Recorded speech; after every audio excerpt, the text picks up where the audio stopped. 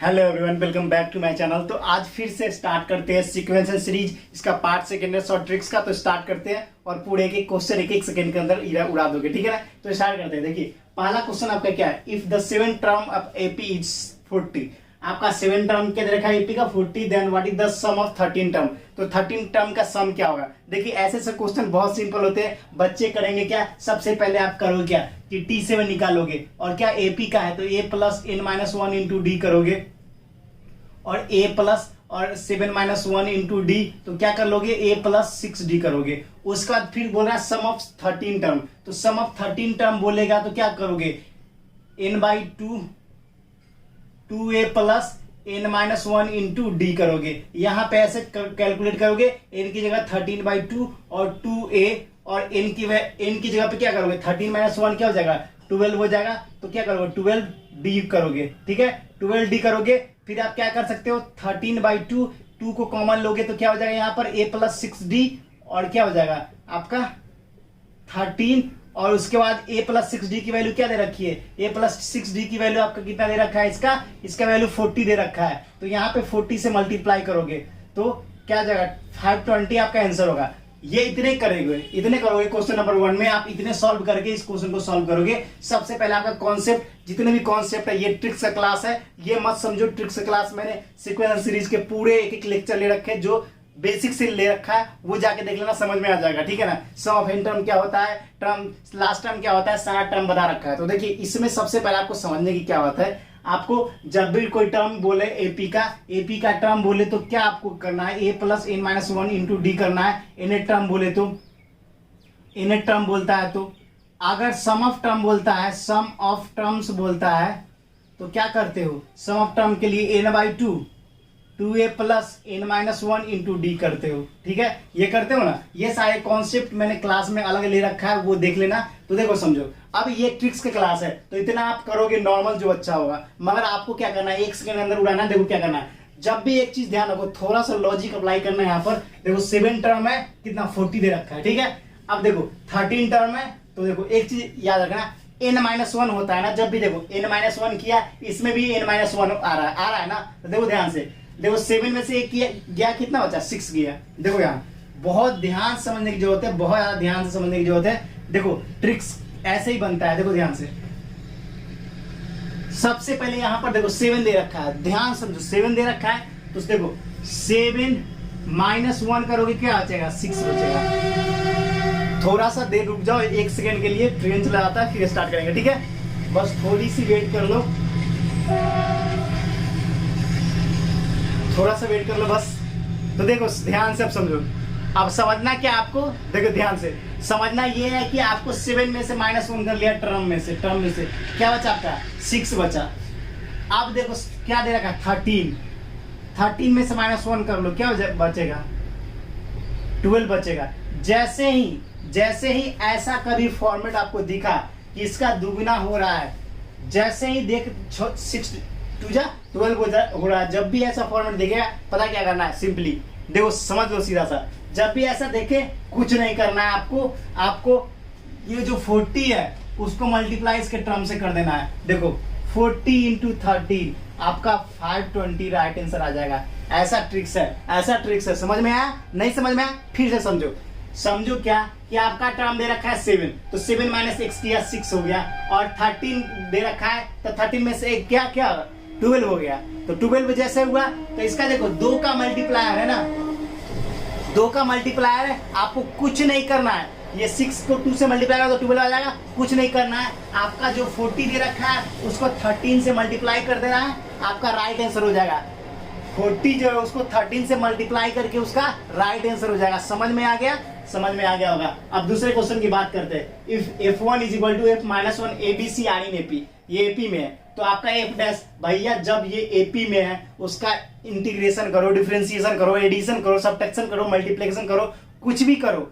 जब भी क्वेश्चन आज दे रखा हो कुछ नहीं करना है, आंख बंद करके इसको एपी लगा देना, क्योंकि आपका 1 -1 की इक्वल है, एबीसी आपके एपी में है, तो आप उसका इंटीग्रेशन करो, डिफरेंशिएशन करो, मल्टीप्लीकेशन करो, डिवाइड करो, एडिशन करो, सब्ट्रैक्शन करो, कुछ भी करो, वो हमेशा एपी में ही आएगा। तो ये चीज तो आपको नॉर्मल से कॉन्सेप्ट है, उसको आपको याद रखना है। ये तो समझ में आ गया होगा, बिल्कुल नॉर्मल से कॉन्सेप्ट है। 2 क्वेश्चन हो गए, पूरे ट्रिक्स, ये सारे ट्रिक्स नहीं, ये सारे कॉन्सेप्ट होते हैं। अब देखो क्वेश्चन नंबर 3, ये क्वेश्चन बच्चे एक पेज में सॉल्व करते हैं, मगर इसका थोड़ा सा सिंपल लॉजिक याद रखना, बस बाकी आपका काम हो जाएगा। देखो सिंपल लॉजिक क्या याद रखना है आपको, सिंपल लॉजिक आपको क्या याद रखना है, देखो यहाँ ध्यान से, सिंपल लॉजिक ये आपको ध्यान रखना है कि जब भी आपका फॉर्मेट अगर x n+1 और y n+1 दे दिया जाए और नीचे x के पावर n + y के पावर n, अगर यहीं पे बात अगर करता है जीपी की, इसमें क्वेश्चन में बोल रहा है जीपी, ज्योमेट्रिकल मीन जिसको बोलते हैं,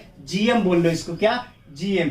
अब ये मत पूछना कि जीएम √J²=√AB, वो सारे कॉन्सेप्ट बता चुका हूं, क्योंकि ये कॉन्सेप्ट क्लास नहीं है, ट्रिक्स क्लास है, और ट्रिक्स क्लास ज्यादा लंबा हो जाएगा, अच्छी बात नहीं है फिर तो, ठीक है। देखो यहाँ पर जीएम बोल रहा है, अब जब भी जीएम बोले ना तो आपकी एन की वैल्यू, दोनों के बीच का मीन जो होगा, वो मीन की वैल्यू क्या हो जाएगी, आपकी एन की वैल्यू क्या हो जाएगी, जल्दी से बता दो आप, जल्दी से, कोई बच्चा सॉल्व कर सकता है इसको तो जल्दी से बता दो। तो आपकी एन की वैल्यू क्या हो जाएगी, एन की वैल्यू आपकी हो जाएगी -1/2 जब जीएम होगा। तो अगर यहीं पर एम पूछ देता, एम मतलब अर्थमेटिक मीन, अर्थमेटिक मीन जैसे ही पूछता, सेम कॉन्सेप्ट पे सिर्फ एम पूछ देता, तो एन की वैल्यू 0 हो जाती। याद रखना, एन की वैल्यू क्या आती, 0 हो जाती। किसके लिए, एपी के लिए, एम के लिए। अगर यहीं पे एचपी हार्मोनिक प्रोग्रेशन पूछता, यहीं पर हार्मोनिक प्रोग्रेशन पूछता, तो एन की वैल्यू -1 हो जाएगी। एन की वैल्यू क्या हो जाएगी, -1 हो जाएगी। ये चीज ध्यान रखना, ये चीज ध्यान रखना। अब थोड़े से कॉन्सेप्ट जान लो, जीएम क्या होता है, जीएम मैंने कितना बार बता चुका, J²AB होता है, ये चीज याद रख लो।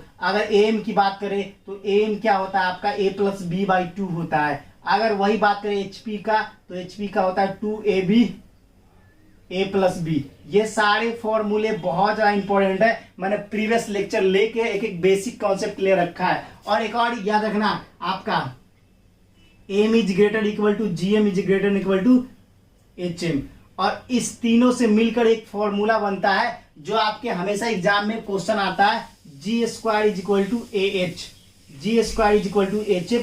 हार्मोनिक प्रोग्रेशन भी आ गया, ज्योमेट्रिकल मीन हो गया, अर्थमेटिक प्रोग्रेशन भी आ गया, तीनों आ गया। तो ये सारे कॉन्सेप्ट आपको जाना जरूरी है, ये सारे मैंने प्रीवियस लेक्चर में रखे बेसिक से, जिसको देखना हो देख लेना, नहीं तो ट्रिक्स क्लास समझते रहो, ठीक है। सीरियल वाइज हर एक चैप्टर के लाऊंगा 10-12 लेक्चर, ट्रिक्स के साथ उड़ा देंगे। अब देखो, अब क्वेश्चन नंबर 3 का एक क्वेश्चन के साथ 3 क्वेश्चन फ्री हो गया, मतलब कि आपका एन की वैल्यू -1/2 होगी ज्योमेट्रिकल मीन के लिए। यहाँ पर पूछे, अगर एपी का पूछे, एम का पूछे तो 0 हो जाएगा, एचपी का पूछे -1 हो जाएगा, ठीक है। और एम = GM और > HM, ठीक है। और एक फॉर्मूला रखना, J² = AH, ठीक है।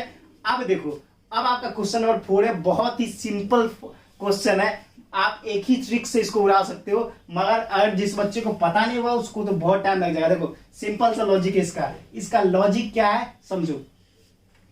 देखो जब भी ऐसा क्वेश्चन आया, जल्दी से इसको नोट डाउन कर लो, उसको मैं बताता हूं, ठीक है। आपने स्क्रीनशॉट ले लिया होगा। देखो जब भी क्वेश्चन ऐसा आएगा तो आपको सिंपल सा थोड़ा सा ब्रेन यूज करना है, थोड़ा सा लॉजिक ब्रेन यूज करना है। देखो 1x y z और 16 दे रखा है। अब ध्यान से देखो, अब मैंने आपको क्या बताया था, ये किसमें, ज्योमेट्रिकल प्रोग्रेशन में। जब भी जीपी की बात आए ना तो आपको सीरीज लेने के लिए बोले ना, क्या लोगे पता है, आपको जब भी लेने के लिए बोले, क्या सीरीज लेने के लिए बोले, तो आपको क्या लेना है, एक चीज ध्यान रखना है, आपको सीरीज लेने के लिए जैसे ही बोले तो आप कौन सा सीरीज लोगे जो आपका कंप्लीट हो जाएगा। जल्दी से बता दो कमेंट सेक्शन में, जल्दी से बताओ, इसका कोई सीरीज ले सकते हो आप, इसका कोई सीरीज ले सकते हो, जल्दी से कमेंट सेक्शन में लिख दो, इसका कोई सीरीज ले सकते हो आप।